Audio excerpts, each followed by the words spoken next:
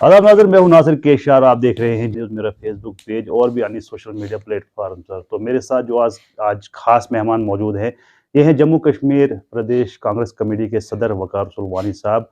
और इनको जो है एक ऐसी जिम्मेदारी दी गई जम्मू कश्मीर कांग्रेस की। अभी इसको कैसे निभाते हैं वो तो आने वाला समय बताएगा। स्वागत है आपका भद्रवाह में। और बताइए, आज आपका एक अच्छा पब्लिक गैदरिंग हुई, तो क्या समझते हैं आप? क्या अभी भी कांग्रेस है भद्रवाह में? देखिए, ये तो एक शोषा फैलाया गया था कि कांग्रेस जो है वो ख़त्म हो गई। हम्म। लेकिन पिछले 1 डेढ़ महीने से मैं कंटिन्यूअसली रियासत के अलग-अलग हिस्सों में जा रहा हूँ और आज ये तो मेरा अपना चुनाव वेली घर ही है। हम्म। तो आज हमने भद्रवाह में 28 तारीख है आज हमने यहाँ प्रोग्राम रखा था और मैं मुबारकबाद देता हूँ डिस्ट्रिक्ट प्रेज़िडेंट मुजीब साहब को, जावेद साहब को और उसकी टीम को कि बहुत बढ़िया प्रोग्राम था। हज़ारों की तादाद में आपने देखा, लोग आए थे सुनने के लिए। तो मुझे यकीन है कि आइंदा आने वाले दिनों में जितने भी प्रोग्राम होंगे, उनसे कांग्रेस और भी मजबूत होगी और हम मिलते हैं, अपने वर्करों से मिलते हैं। हम ये नहीं सोचते हैं कि कितनी बड़ी रैली हो, क्या हो, कहीं छोटी, कहीं बड़ी, लेकिन हम जाते हैं, मिलते हैं, कहीं मीटिंग करते हैं, कहीं प्रोग्राम करते हैं, कहीं पब्लिक मीटिंग करते हैं। उसको लीडरशिप से मिलने का मौका मिले, लीडरशिप से अपनी बात कहने का मौका मिले और कांग्रेस कैसे मजबूत होगी उनसे फीडबैक लेने की ज़रूरत है और हम करते हैं। वकार साहब, मैं आपसे एक सवाल यहाँ पे उठता है कि जब कांग्रेस फुल ब्लूम पे थी, तब तो काफ़ी लोगों को इग्नोर किया गया। लेकिन आज जब कांग्रेस को ये ऐसा माना जाता है कि कांग्रेस काफ़ी जो है एक लड़खड़ाती कश्ती में चल रही है, तो इस समय आपको जो है रियासत का सदर चुनना, आप पे इतनी बड़ी ज़िम्मेदारी आयद हुई है, तो किस तरह से आप इसको निभाएँगे? देखिए, लोगों को बहुत उम्मीदें हैं कांग्रेस पार्टी पे। लोग चाहते हैं कांग्रेस आगे आए, लोग चाहते हैं सेकुलर जमात है। लोगों को ये भी पता है कि जम्मू कश्मीर की कोई पार्टी कांग्रेस के बगैर नहीं बची है, जो बीजेपी के साथ नहीं गई है। अभी आपने देखा 370 के बाद जो पार्टियां बनी वो भी बीजेपी की ABCD टीम है। तो कांग्रेस ही वो जमात है जो बीजेपी के बगैर रह सकती है। सेकुलर पार्टी है, देश की सबसे पुरानी पार्टी है, 150 साल पुरानी पार्टी है। कोई लड़खड़ाने वाला मतलब नहीं है। लोग और वर्कर हमारे साथ है। चंद लीडर चले गए, उनकी भी आज हालत खराब है। आज मुझे लगता ही नहीं है कि उनकी कोई पार्टी बनेगी या कोई पार्टी उनकी एग्जिस्ट करती है। तो ये जो हम देख रहे हैं, तो भारत जोड़ो यात्रा जो राहुल गांधी जो है पूरे हिंदुस्तान में चल रहे हैं, और उसका इख्तिताम जो यात्रा का होगा कश्मीर में होगा, मतलब कि आपकी इसमें आपके इलाके में उसका जो ख़त्म होगा, तो ऐसी भी अफवाहें चल रही हैं। हम देख रहे हैं सोशल मीडिया पे, और हालांकि कुछ नेशनल न्यूज़ चैनल ने भी खबर चलाई कि गुलाम नबी आज़ाद के जो है तेवर जो है बदल रहे हैं, वो मीठी बोली बोल रहे हैं। वो ऐसा भी माना जा रहा है कि कहीं ऐसा भी हो सकता है वो वापसी जो है कांग्रेस में करते हैं। देखिए, जब भी हम उससे मिलते थे और हम यही बात करते थे कि किस तरीके से हम बीजेपी के साथ मुकाबला करें जम्मू कश्मीर में और ख़ासकर इस चुनाव वैली में। लेकिन हमें ये पता नहीं था वो अपनी जो ये छोटी-मोटी पार्टी बना के निकलेंगे बीजेपी की मदद करने। हम आज भी उनसे के रिक्वेस्ट करते हैं कि वो ये चीज़ छोड़ें, वो बीजेपी की मदद ना करें, क्योंकि चुनाव वैली में पिछली बार भी बीजेपी ने 4 सीटें जीती और हम मुश्किल से 2 ले गए, मेरी और इंद्रवाल की। तो हम इस बार पूरी कोशिश में थे कि हम सारी सीटें चुनाव वैली से जीतें। लेकिन गुलाम नबी आज़ाद साहब के साथ जब भी हम मशवरा करते थे, उनको यही कहते थे कि कैसे हम पॉलिसी अडॉप्ट करें, कैसे चलें, ताकि हमारी सीटें बढ़े और बीजेपी की ख़त्म हो जाए। तो बहुत दुःख है हमें इस चीज़ का कि वो अलग निकले, लेकिन मुझे लगता है कि वो अकेले हैं। कोई अब लोग तो कुछ देख के जाते हैं मीटिंगों में, लेकिन जहाँ तक लोगों की दिल की बात है, जैसे आज मुझे वफ़दें भी मिली और जलसा भी आपने देखा कितना बड़ा था।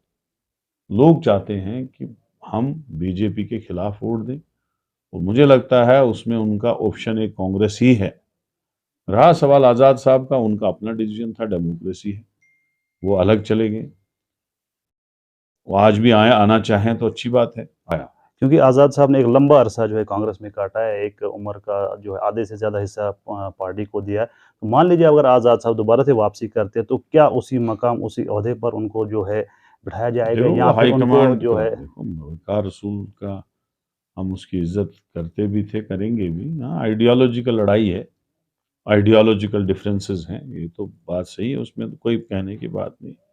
हम उसकी ज़ात के खिलाफ न थे न हैं, अलबत्ता वो डायरेक्टली इस वक्त बीजेपी की मदद कर रहे हैं, तो उस चीज़ के हम खिलाफ हैं। उस हुँ, हम चाहते हैं सेकुलर वोट वन साइड रहे और बीजेपी की हार हो, और उसकी वजह से सेकुलर वोट डिवाइड होने का खदशा है, और अगर वो खदशा सही साबित हुआ तो फिर बीजेपी और सार उठाएगी, जो या आ जाए वापस, वक़ार हम साहब उसमें ब्रिज बन के काम करेंगे, गिले शिकवे दूर करवाएंगे। जो आप बात कर रहे हैं, यही बात जो हमने गुलाम नबी आज़ाद साहब से बात की, उन्होंने ये कहा कि मैं एक सेकुलर पार्टी बना रहा हूँ, जहाँ पर हिंदू, मुसलमान मैंने काम किए हैं, जम्मू कश्मीर में काम किए हैं, तो वही काम मैं लोगों के सामने ले रहा हूँ। और जो रही बात जो हमने उनसे पूछा कि आपको जो डी टीम कहा जाता है बीजेपी का, तो उन्होंने कहा कि पार्लियामेंट में का ये तकद्दुस होता है कि प्रधानमंत्री लीडर अपोजिशन के लिए अगर कुछ आंसू बहाते हैं, जो कि जब वो चीफ मिनिस्टर थे तब कोई इंसिडेंट हुआ था कश्मीर में, नहीं उसका एक्सचेंज देखो उन्होंने देखो किया। देखो, ये इंटेंशंस की बात है। आप यहाँ रहते हैं, आपको पता है कि अगर उसकी पार्टी और कांग्रेस टकरती है आपस में, फायदा किसको होता है? ये तो डील है, तो डायरेक्टली डील है। अब आप बोलोगे भाई आप कांग्रेस छोड़ दो, मुझे पार्टी बनाने दो, मैं इलेक्शन लड़ूंगा, 150 साल पुरानी पार्टी अपना बेस छोड़ेगी क्या? वो जीरो रहेंगे जेएंडके में। वो इस वक्त जो है उसकी कश्ती जो है कैप्टन अरमिंदर की तरह जा रही है, तबाह बेवकूफ बना के उससे गलत काम करवाया, और ऐसा उसको वकार साहब उसको अभी भी मौका है वो संभल जाए। मगर तो ऐसा जब ये चल रहा है कि जम्मू कश्मीर का जो नया प्रेसिडेंट कौन बनाना बनाना था, तो उसमें जो है जीएम सरोड़ी जो है फ्रंट रेस पे लड़ रहे थे।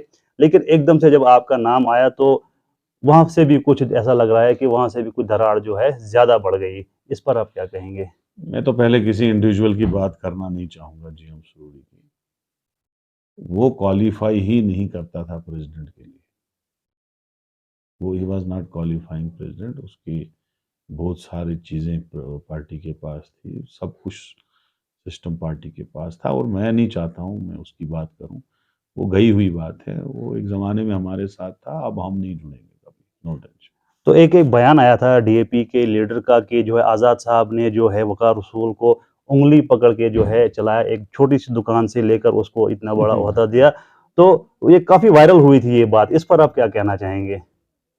देखिए मैं पॉलिटिकल फैमिली का हूँ, 62 ईयर्स मेरी फैमिली को कांग्रेस में हुए।